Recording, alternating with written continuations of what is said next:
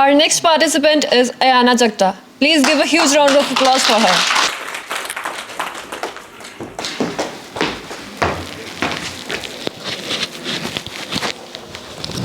Good morning. A very warm welcome to everyone present here. It is an honor to speak before such a distinguished gathering. Today, I am here to talk about a small device in your pocket that has the power to connect the whole world. आप सबको कभी कभी लगता होगा ना कि आजकल आप लोगों को भूख कम लगती है लेकिन लो बैटरी देखकर डर ज़्यादा लगता है ना? हाँ, एक ज़माना था जब हम लोग सुबह उठकर भगवान को याद किया करते थे, पर अब हम लोग सुबह उठकर सबसे पहले अपना डाटा ऑन करते हैं, right? Today, I am here to talk about how social media influences political polarization. Now, you might be thinking what this heavy term is, polarization. I'll tell you. हम सबको पता है कि सोशल मीडिया पर जो information होती है वो कितनी जल्दी स्प्रेड होती है ना?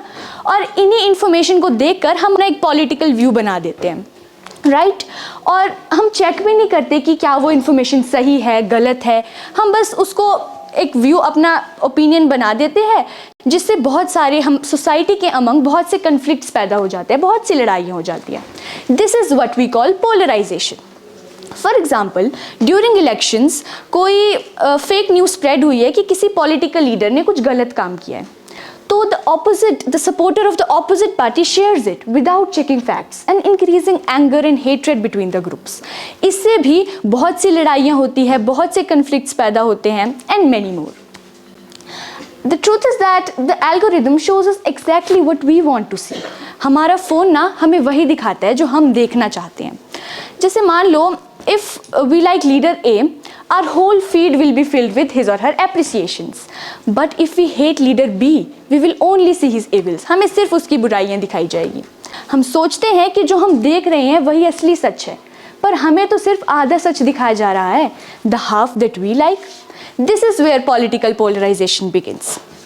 दोस्तों, सबसे बड़ी दुख की बात तो ये है कि हम लोगों ने मतभेद को दुश्मनी समझ लिया है। सोशल मीडिया पर अगर कोई हमारे पसंद के पार्टी या पॉलिटिकल लीडर के खिलाफ कोई कुछ बोलता है तो हम ऐसे रिएक्ट करते हैं जैसे मानो उसने हमारे घर का राशन ही छीन लिया हो, है ना? और पहले लोग तलवारों से लड़ाई किया करते थे, फिर जुबान से करने लगे, और अब लोग एंग्री इमोजी से लड़ाई शुरू करते हैं, है ना? और सोशल मीडिया के कमेंट सेक्शन, वहाँ तो ऐसी जंग चलती है जैसे मानो वहीं से देश का भविष्य तय होने वाला हो। पर सच्चाई तो ये है कि स्क्रीन बंद होते ही हम वही पुराने पड़ोसी हैं। A few months ago, I heard a story of two childhood friends who stopped talking due to a heated debate on a Facebook post. Like 10 years of friendship destroyed by just one share button? Is it really worth it? क्या हम लोग भूलते जा रहे हैं कि screen के उस पार भी एक इंसान है जिसके जज्बात है? क्या हम फैक्ट्स और लॉजिक के चक्कर में अपनी लिहाज और तहजीब को भूलते जा रहे हैं? As a professional and responsible citizen, we must lead by example. We have to bridge this gap with empathy and common sense. हमें सिर्फ 3 चीज़ों का ध्यान रखना है, सिर्फ 3। First is verification. हर फॉरवर्ड किया गया मैसेज सच नहीं होता, इसलिए unless sure don't share. Respectful dialogue. अगर आपकी बात से कोई सहमत नहीं है, कोई आपसे अग्री नहीं कर रहा है, तो उसे अनफॉलो करने के बजाय उसकी बात सुनिए। क्या पता उसकी बात सुनकर आप भी कुछ नया सीख जाएं। Third, respect the difference. अगर कोई आपसे अलग सोचता है, if anyone thinks different from you, so he is not your enemy, he is just a different person. वो सिर्फ एक अलग इंसान है जिसके अपने थॉट्स है, अपने ओपिनियन है। In conclusion, I would like to say that we should use social media to spread smiles, not stress.